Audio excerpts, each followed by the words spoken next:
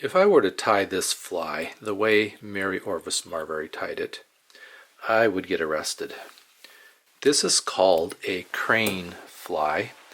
It is one of the Hackle flies in her book, Favorite Flies and Their Histories, as illustrated by her father, Charles Orvis. The book was published in 1892. Today we don't use crane for hackle or anything, really. So I'm going to be using some dark dun. I think this is a rooster cape that approximates the color of the hackle in the illustration. So this will be an imitation crane fly. I'm using red thread because the head on the fly is red. I'm tying it on a number 18 dry fly hook because I think it is a dry fly, and an 18 because I think that matches the size of the illustration compared to the flies, the rest of the flies on that page in Mary's book. I am throwing a couple of whip knot here, a couple spin whip knot just to hold my thread in place while I use the rotary function to wrap the body. Could just as easily throw a couple of half hitches on, but I kind of like just grabbing that whip finishing tool. The body on her fly is a very smooth yellow body. I don't know what she used or what would have been used when this fly was tied in the 1800s. Possibly some yellow thread or some yellow wool.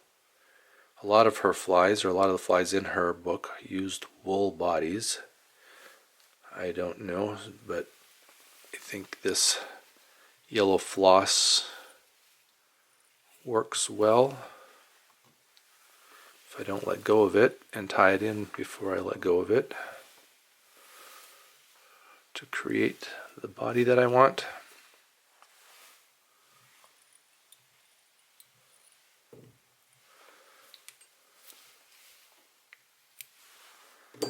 I've clipped the fibers on the butt end of this feather.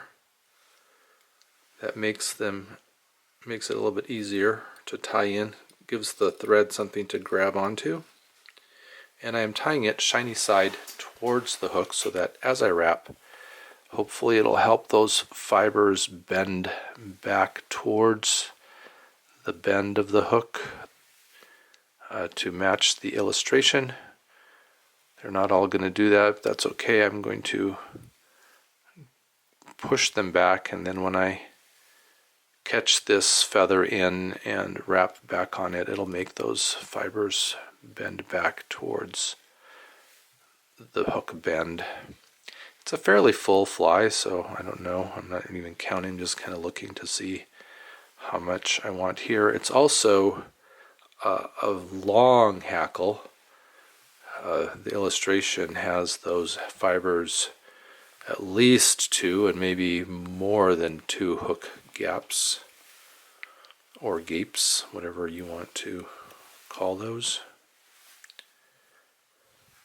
So catch in that feather, pull back on all the fibers so that I have as clean an eye to wrap around as I can, and then just build a little head. It's not a very big head on the illustration.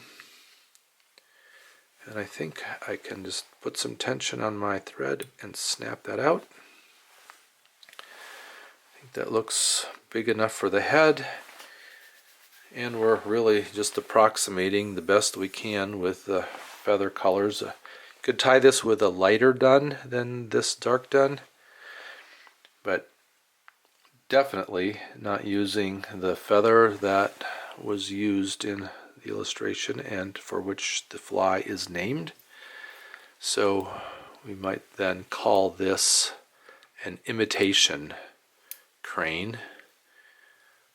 Or I suppose we could just rename it and call it what it really is. It's a dark dun hackle fly.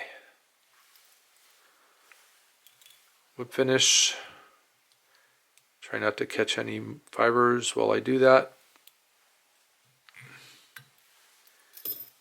Clip out that thread.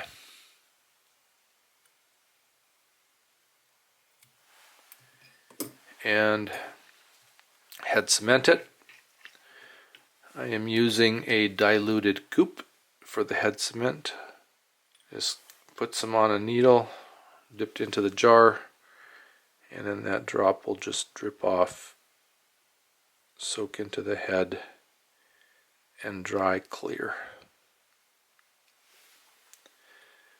So an imitation of a crane fly from Mary Orvis Marbury's book Favorite Flies and Their Histories, as illustrated by her father, Charles Orvis.